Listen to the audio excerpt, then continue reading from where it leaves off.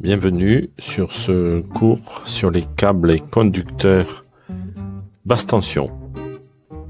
Afin de pouvoir lire le contenu de chaque diapositive, vous pouvez mettre en pause la vidéo en appuyant sur la barre espace de votre clavier. Les câbles peuvent répondre à deux types de normes.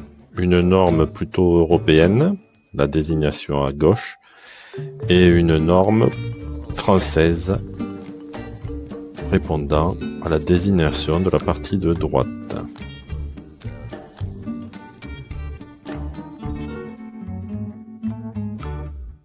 Les câbles répondant à la norme Sénélec vont commencer par exemple par H. Donc vous avez un exemple H07RNF. Les câbles plutôt avec une désignation française commenceront par U, avec un câble très connu comme le U1000R2V. Ces tableaux de désignation nous permettront de connaître la constitution complète du câble au niveau de lame conductrice, de la partie isolante ainsi que la gaine de protection. Dans la partie suivante, nous allons détailler la constitution des câbles les plus utilisés.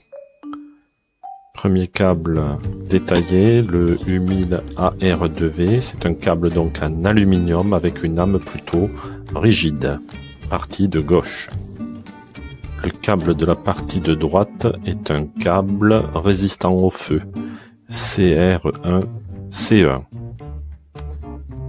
Toutes les bornes des appareils électriques sont en cuivre.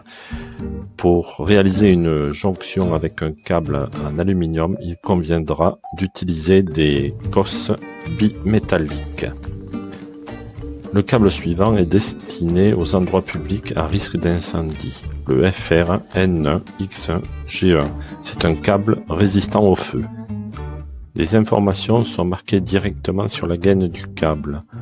Deux informations principales.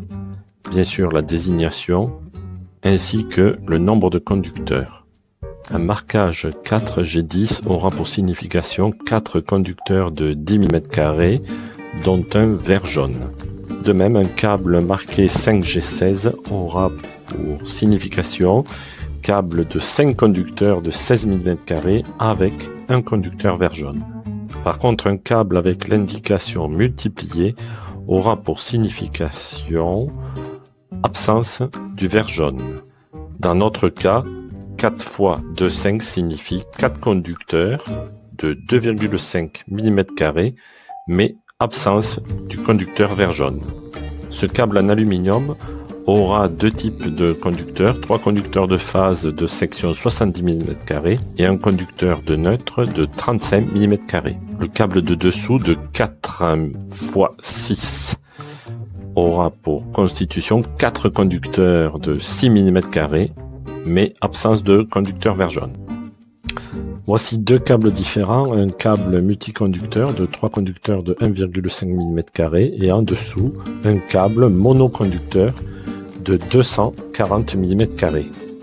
Nous pourrons également trouver des câbles au-delà de 5 conducteurs avec un exemple au-dessus avec un câble de 12 conducteurs de 1,5 mm².